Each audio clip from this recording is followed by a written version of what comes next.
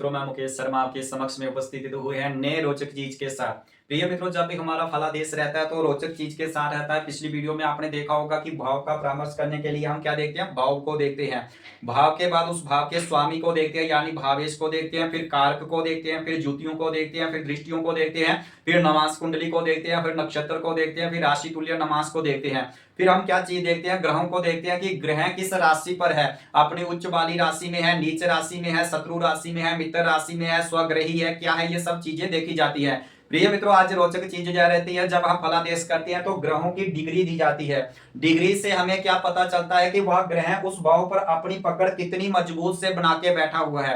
प्रिय मित्रों, कई ग्रह अगर डिग्री वाइज ज्यादा होते हैं तो उस भाव की पकड़ उसकी कम हो जाती है। अगर शुरू की डिग्री पर होता है तो उसकी पकड़ पूरे भाव पर बनी नहीं जाती है, वह उसकी पूरी पकड़ उस भाव पर बनी नहीं पा रही है। तो कुंडली में यह चीज देखी जाती है। प्रिय मित्रों, डिग्री से भी ग्रहों का फलादेश अच्छा हो जाता है जब हम फलादेश करते हैं। कई बार ग्रह 28-29 डिग्री का होता है तो वह उस भाव का फल कम देता है, लेकिन अगले भाव का फल ज्यादा दे देता है। जैसे आपने कुंडली में ज्योतिष के सूत्रों का जब आप प्रयोग करना शुरू करते हैं तो ज्योतिष का फलादेश करते समय आपने एक भा चक्र पढ़ा होगा, जो हमारा ये पृथ्वी का आकार माना जाता है। प्रिय मित्रों, ये जो भा चक्र होता है ये पृथ्वी का ब्रह्मांड होता है। ये हमारा 360 डिग्री का होता है। जाते हैं इसके 12 हिस्सों में इसको बांट दिया जाता है, और हर एक हिस्से को, प्रिय मित्रों, ये जो इसके 12 हिस्से होते हैं, हर एक हिस्से को एक एक राशि प्रदान की गई है।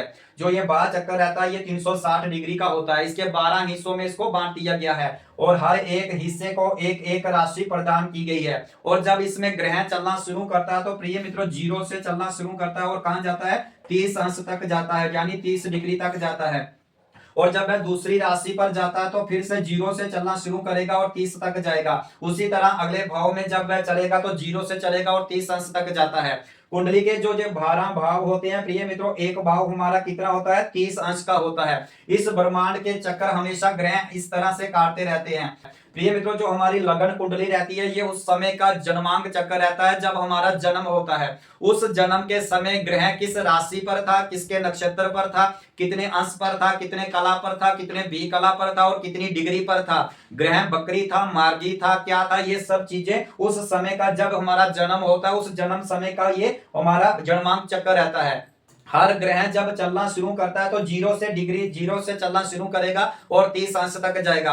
ये चीज नहीं है कि ग्रह 15 डिग्री का है तो बलवान ही रहेगा। जब तक आप घर नहीं छोड़ोगे तो दूसरी जगह कैसे जाओगे। जब आप घर से गेट पर पहुंचे हो, अगर वहीं खड़े रहोगे तो वह आप अंदर नहीं जा सकते हैं। जब आप चलोगे तो तभी घर के अंदर जा पाओगे। वही चीज होती है, ये ग्रह जो डिग्री बाय दिए जाते हैं, डिग्री से हमें क्या पता चलता है कि ग्रह किस भाव का फल उस समय आपका जब जन्म हुआ था वह ग्रह किस भाव का फल दे रहा था। हमेशा ग्रह गोचर में चले रहते हैं, गोचर में चलते रहते हैं, तो इसलिए कुंडली में लगन कुंडली को देखा जाता है, फिर गोचर को भी देखा जाता है। जो महाग्रह होते हैं वह एक राशि पर ज्यादा समय तक रहते हैं, और कुछ छोटे ग्रह होते हैं जो, जैसे मान लीजिए चंद्रमा 2.25 दिन में दूसरी राशि पर चला जाता है।